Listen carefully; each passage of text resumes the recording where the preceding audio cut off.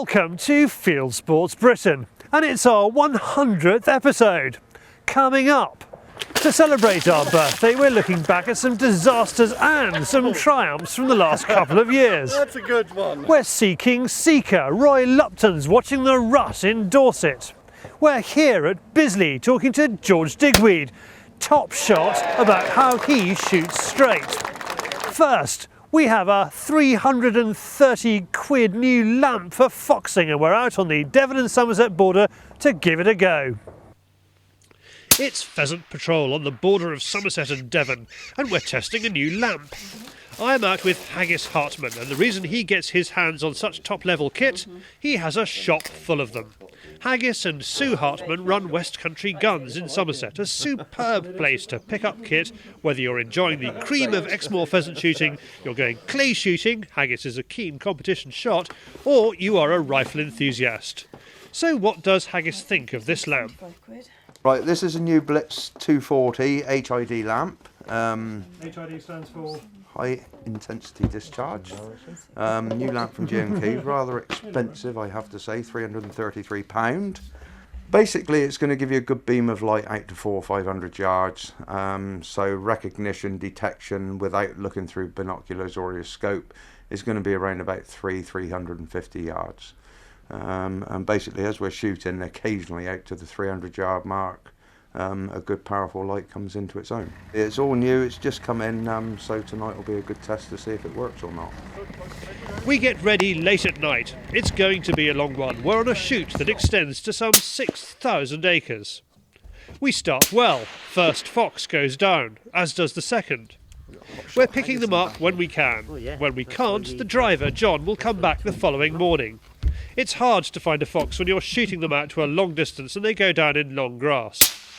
Then there are periods of trying to search them out. At last, a third, fourth and fifth fall to the rifle. Things don't go all Haggis's way. He explains. Well, my lamp's pretty good. What was your lamp like? Yeah, the new lamp worked very, very well. We had a bit of trouble with the old truck battery. It didn't really want to run it too well, so we used one of the Light Force battery packs, which lasted all night very well indeed. Good. So not using up a lot of power, but chucking out a lot of light. Chucking out a lot of light. Very impressed with the beam it gave over the distance. Yeah, excellent. You're saying that because you're not used to this beam, you know, it'll take you time to get used to it. Yeah, I think it's very difficult to judge distances in the new beam because it does travel so much further, and given that blue light, you know, you get used to what you're doing and sort of judging distance 200-300 yards, where this thing shines a lot further, so it's making 400 yards look like 350 yards. 6 hours of shooting and 5 foxes that won't trouble the pheasants again. If you want to know more about that lamp, visit www.westcountryguns.co.uk. Well, that's 5 foxes who won't be troubling that pheasant shoot. Now it's over to David on the Fieldsports channel News Stump.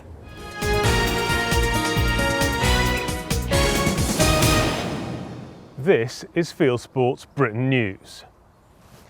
The badger cull is back on the political agenda. In July, the government announced an inquiry, widely seen as a way of avoiding action.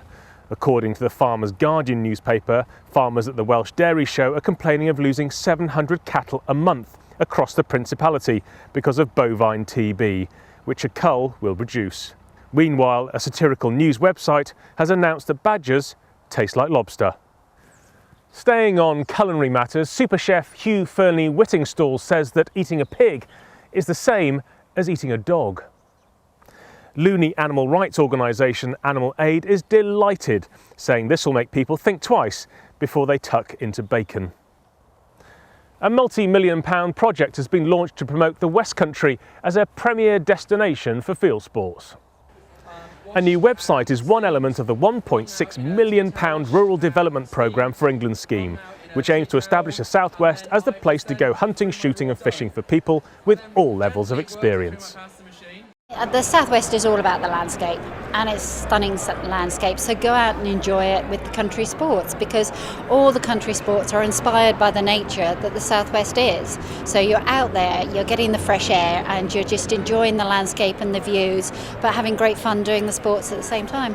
For more information, go to www.countrysportssouthwest.com fieldsportsbritain.co.uk.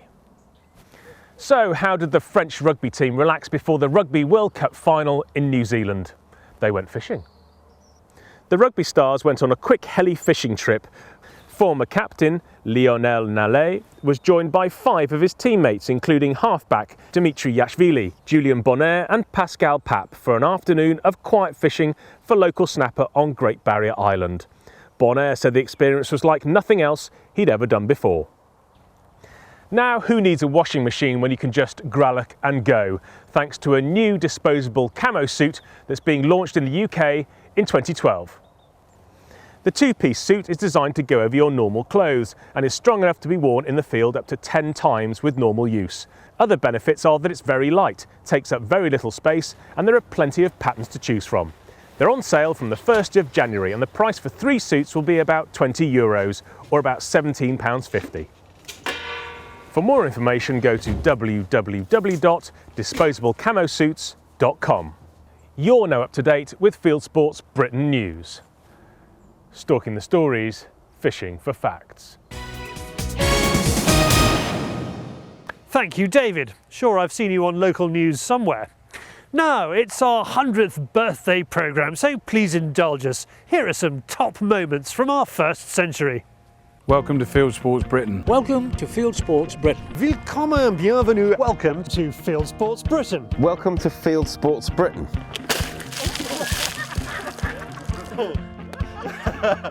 That's a good one. I can't say in any other voice, it's my voice.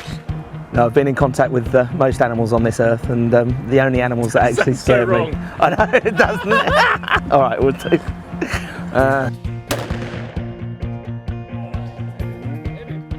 Teaching Tinkerbell. Here's an England rugby player being. Here's an England rugby player being. I can't say the word rugby player. I can't work with these people. Okay, we've all got egos. It's okay. Oh no! You have killed me. And look forward to next week's Oh, you. How many rubbers do you go through in a season? How many rubbers? How many rubber bands? Or Look at that. The matches are gonna. Sorry, the matches have to come out in the edit.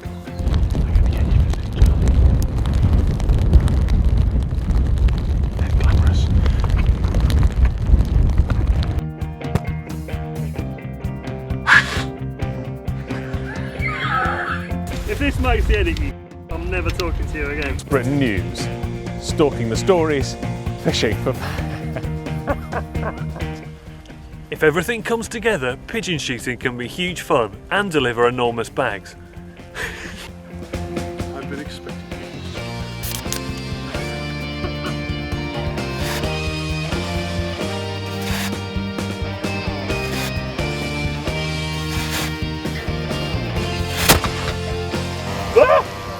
what's up? You got one there, David? No. What's up with you? What's he shouting at? He's screaming! What are you screaming at? Okay, go.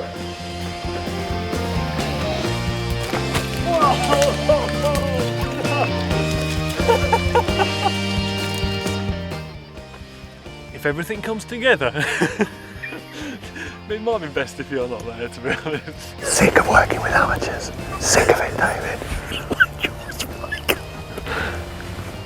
Fast love. If everything comes together, pigeon shooting can be huge fun and deliver enormous bags. It's you, it's not me.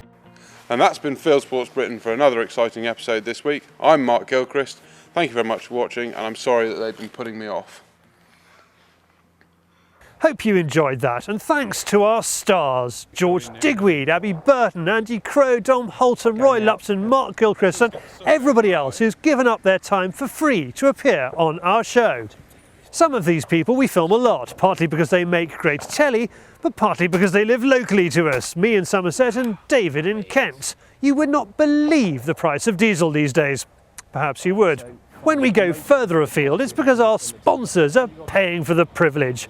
And if it were not for our sponsors, many of whom are listed on fieldsportschannel.tv, well, we'd probably be stacking shelves in supermarkets. Now, as well as our 100th birthday, we have another big announcement to make, and it's about you lot out there. You uncaring shower who don't mind whether we get wet or stressed or freezing or tired out, just as long as you get your programme on a Wednesday. In the last 30 days, our programmes have had 87,842 unique viewers on YouTube. Add to that the 15,000 we have on our other servers, blinks.com, realtree.tv and Podbean, and that means there's more than 100,000 of you. That makes us 3 times the size of any of the shooting monthly magazines. Those clever folks at YouTube tell us that 2/3 of you watching are from Great Britain, 20,000 are from the United States, 8,000 are from Ireland and 3,000 are from Australia. So where are the rest watching? Well, let's ask David to spin the Fieldsports channel Magic Globe. David. Angola. Just a sec, look at my app. 9 people. Finland. Ooh, better, hold on. I think I know this one. More than 200. Saudi. Tricky one, that one. 16. Well, I think some work to do there. Now, many of you meeting us at game fairs ask us when we're going to be on the telly. Well, we think we are on the telly. All you need is a few wires. Watch this. Welcome to Fieldsports Britain, and this is a boomerang. This is an internet-enabled television. More than 3/4 of the new tellies sold last year were internet-enabled. All you have to do is plug them in, and then you can watch BBC and ITV and catch-up or watch-again services such as BBC iPlayer and YouTube. And that's how you watch our programme, on YouTube. Once you've plugged your telly into the internet, simply click on YouTube and search for Fieldsports Britain or Fieldsports Channel, or even just Fieldsports. On some tellies you can subscribe to Fieldsports Channel. I even have an app on my phone which allows me to use this as a remote control for that. Don't ask, it's witchcraft. 60 years ago the BBC replaced the fireplace as the flickering corner of Britain's front rooms. Now we're replacing the BBC. Welcome to Fieldsports Britain. Now back to deer stalking. Last week, Roy Lupton had great success calling muntjac, but they don't have a season, and many people are saying that the deer ruts are all over the shop this year. We join Roy in Dorset, where he's looking at Sika. Last week we were playing with muntjac. This week we're hoping that the Sika rut has finally reached a crescendo and they'll be coming to the call. A bit like this. Hit it, Dean. It's a very different sound for a very different animal. So that's what we want to be hearing as Roy waits patiently up a high street on a chilly October morning. We can't see them, but we can hear them. One eventually puts himself right in front of Roy's 3006, but Roy holds off as it's too dark for the camera to see the young deer, even though the Swarovski can see enough of the pricket for a shot. We'll let him go in the hope that he'd come back in and give us another chance. But he obviously read the script and didn't fancy playing that one out, so we didn't see him come back in. And obviously we had the Sika whistling all around us, which is superb to hear as the dawn is breaking. Our guide today, Sam, plays a few tunes of his own. In his experience, he says that it's only when the deer are in sight that he gets a response. Calling them from cover is more tricky. This evening we'll have another chance, but in the meantime we have the opportunity to see some wild Sika that are so accustomed to walkers that they don't mind some close inspection. It feels a bit like we're kids in a sweet shop, but instead of looking at lemon sherbets and chocolate curly whirlies, we're looking at the size of the curly whirlies on top of their heads. There are some very impressive stags on this ground in Dorset, but it's a case of look and don't touch. So what sort of medals are on offer? Not that you should be thinking that way, of course, but sometimes you can't help yourself. I mean, this fella here then, I mean, what do you reckon he is? You know, how... That's sort of middle-aged stag, very good brow points, reasonably tall, very nicely coloured, retains its 2 inside points, which in a rut a lot tend to break due to the fighting. This location we're at's quite a unique location because it's a nature reserve, it's cold for management purposes, but the deer are very tolerant of the public. The public are here every day of the year. And a fantastic place to come and great study place them to come and study them, and see a little bit of rutting behaviour. Look at all their characteristics that make a Sika so special. Right. So this, I mean, the big fella there, couched up. What sort of, where would you assess him? Very good quality stag, very tall, even. He's snapped an inside point off. That'll be due to fighting generally. Right. But he'd score very well in the medals.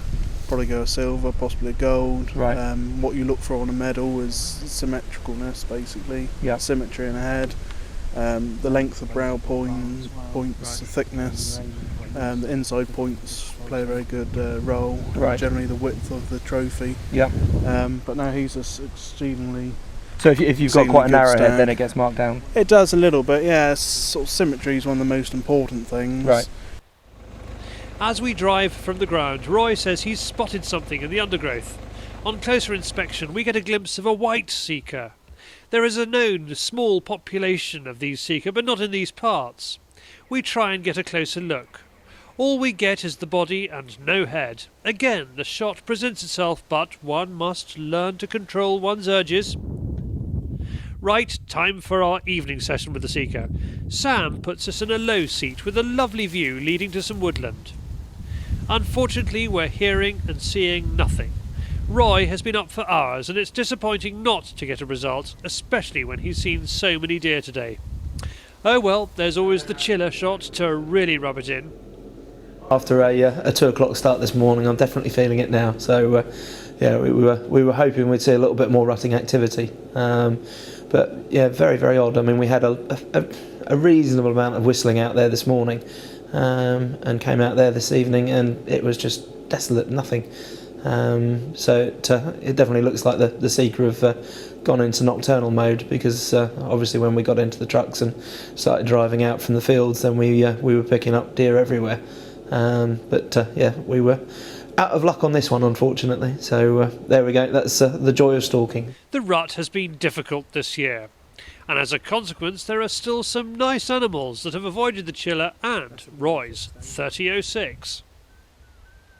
Now, unquestionably the world's greatest shot, we caught up with George Digweed here at Bisley and asked him how he does it. So you want to shoot straighter. You want to learn from the experts. Well, you don't get more expert than George Digweed, 19 times world champion across 4 decades of international competition. British, yep. And now the holder of the world record for longest clay shot, 130 yards at Bisley Live. That's more than 4 times the distance of a good pheasant. Fieldsports Channel was there. Everyone was impressed. The film has gone viral, especially across the United States, and has been seen by more than 10,000 people. Here's Simon Barber from the governing body for clay pigeon shooting in England, the CPSA. We were talking with George Digweed at Bisley Live very recently, and he was advocating encouraging people to come into the sport at any level, not necessarily with the aspiration of achieving gold at the Commonwealth Games, but actually just to get a taste for the sport, find out which discipline of clay shooting suits them, and then further develop their abilities there to the level that suits them. Again, it doesn't have to be competitive level shooting. George is a magnificent ambassador for our sport, isn't he? He is indeed, Does he do a great deal for the CPSA? He does a huge amount for us, yes. He's a great advocate of the association and supports us in many ways. We're proud to have him as part of our membership, yeah. So how does George shoot so straight? Here are the tips from the great man himself. Feet position and head position of any sport, whatever you do, whether it's golf, cricket, tennis or shooting, is key. It's 80% of what you do. Your feet have got to be in the right position to keep your body square, and your head must remain still. There are no sportsmen that play at a top level, any sport anywhere in the world, where their head moves. And your body must be able to rotate through the target so that you can't stop the gun. By reaching the end of your... Yeah. Exactly right. So you stand further round to where the gun is going to finish, and you coil back so that you're slightly uncomfortable when you start, and you turn your body through the target as you're going. So you know that allows the gun to release.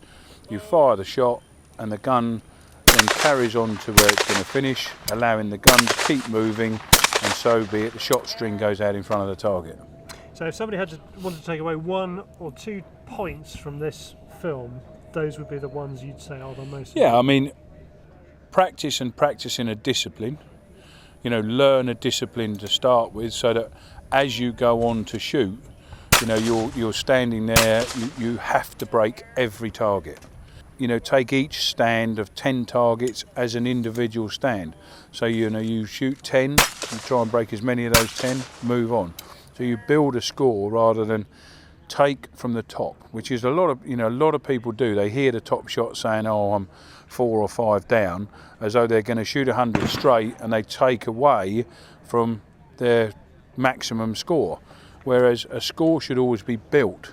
You shouldn't go out with a score in mind and subtract from that score every time you miss. For more about George, visit www.georgedigweed.com. And for more on how to join the CPSA, go to www.cpsa.co.uk.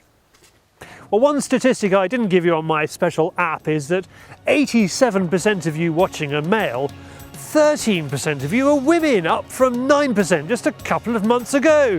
Is it me? Is it Dom Holtam? Is it Mark Gilchrist? Is it George Digweed? Is it Abby Burson? Anyway, thanks for watching our 100th birthday programme, all 100,000 of you. We're back next week, and if you haven't done so already, please subscribe to us on YouTube, somewhere around there, or go to our website, fieldsportschannel.tv, scroll down to the bottom, enter your email address into our constant contact form, or click to like us on Facebook, follow us on Twitter, and every week we'll send you details of our ever expanding programme.